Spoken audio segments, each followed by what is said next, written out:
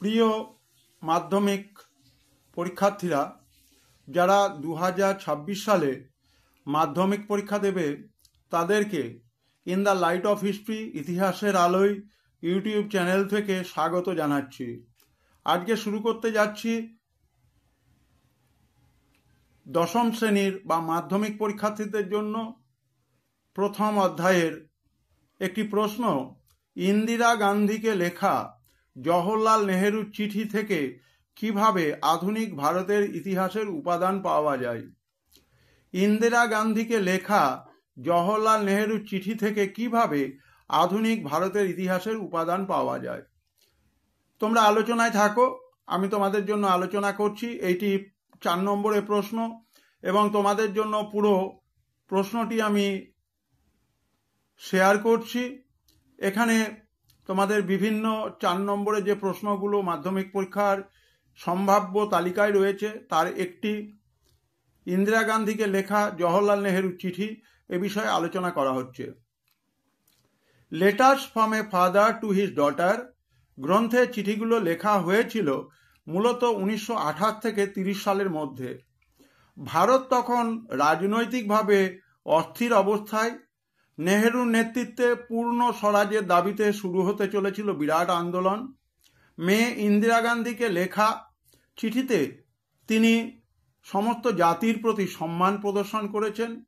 সহজ সরল ভাষায় তিনি এই চিঠিতে যা লিখেছেন তার মধ্য দিয়ে আমরা যেটা বড় বৈশিষ্ট্যগুলো খুঁজে পাই সেটি হলো যে নিজের জাতি পরিচয়ের ঊর্ধ্বে উঠে মানব সমাজকে একই বিশ্বের পরিবারের অংশ হিসেবে জওহরলাল নেহেরু দেখাতে চেয়েছিলেন এবং সেই বার্তা কন্যা ইন্দিরা গান্ধীর কাছে পৌঁছে দিতে চেয়েছিলেন। নিজের সন্তান ইন্দিরাকে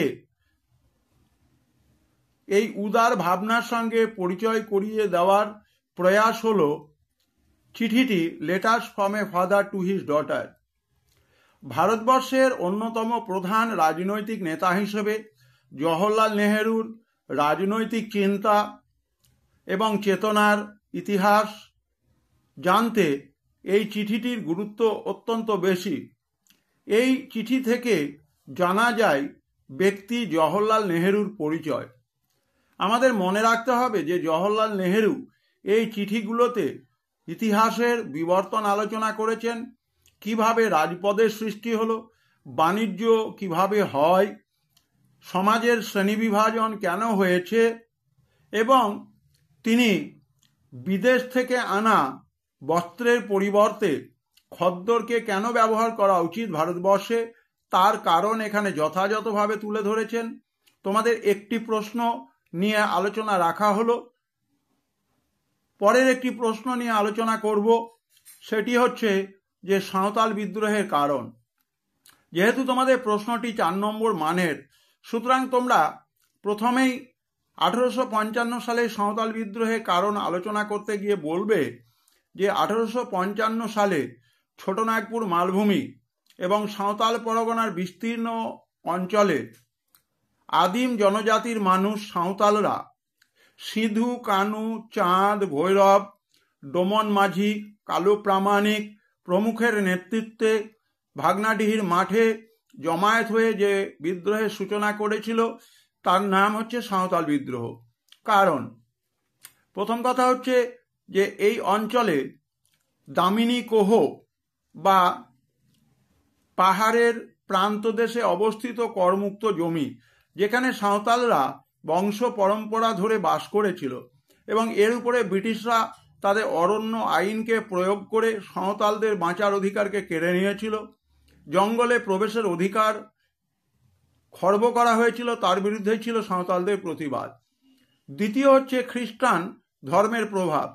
খ্রিস্টান মিশনারিরা এই অঞ্চলে সাঁওতালদেরকে খ্রিস্টান ধর্মে দীক্ষিত করেছিল এবং পরবর্তীকালে তারা তাদের যে আদিম ধর্ম সমাজ ব্যবস্থাতে ফিরে যেতে পারেনি, তার বিরুদ্ধে সাঁওতালদের মধ্যে ক্ষোভ পুঞ্জীভূত হচ্ছিল এবং তার বহিঃপ্রকাশ হচ্ছে খ্রিস্টানদের বিরুদ্ধে সাঁওতালদের গর্জন। তৃতীয় হচ্ছে যে এই অঞ্চলে যে দিকু বা বহিরাগত মহাজনদের সাঁওতালদের অশিক্ষা বা সহজ সরল ব্যবহারের সুযোগ নিয়ে দিকুরা তাদেরকে ঠকাতো, তার বিরুদ্ধে প্রতিবাদ ছিল। কেনারাম বেচারাম নামের যে বাটখারা ব্যবহার করা হতো, সেক্ষেত্রে সাঁওতালদের কাছ থেকে জিনিস কেনার জন্য ভারী ওজনের বাটখারা ব্যবহার করা হতো। অন্যদিকে সাঁওতালদেরকে কোনো জিনিস বিক্রি করার সময় ব্যবসায়ী মহাজনরা হালকা বাটখারা ব্যবহার করত। এই কেনারাম বেচারামের ব্যবহারটা ওখানে ছিল। সর্বোপরি আমরা দেখতে পাই যে সাঁওতাল বিদ্রোহের এই কারণগুলি তোমরা যদি পয়েন্ট হিসাবে লিখে ব্যাখ্যা করো, আশা করা যায় তোমাদের জন্য যে 4 নম্বর রয়েছে তার পুরো নম্বরটি তোমরা পাবে। তোমরা সবাই in the light off history, ইতিহাসের আলোয় ইউটিউব চ্যানেলের সঙ্গে থেকো। তোমাদের যে মোটামুটিভাবে 2026 সালের জন্য আমি সাজেশন দিয়েছিলাম, সেটি উত্তর হিসেবে তোমাদের জন্য তুলে ধরা হচ্ছে। অবশ্যই তোমরা চ্যানেলটিকে সাবস্ক্রাইব করো, চ্যানেলের বিষয়বস্তুগুলোকে বন্ধুদের মধ্যে ছড়িয়ে দিও এবং চ্যানেলের সঙ্গে তোমরা ছিলে। আশা করি তোমরা থাকবে। সবাই ভালো থাকবে, সুস্থ থাকবে।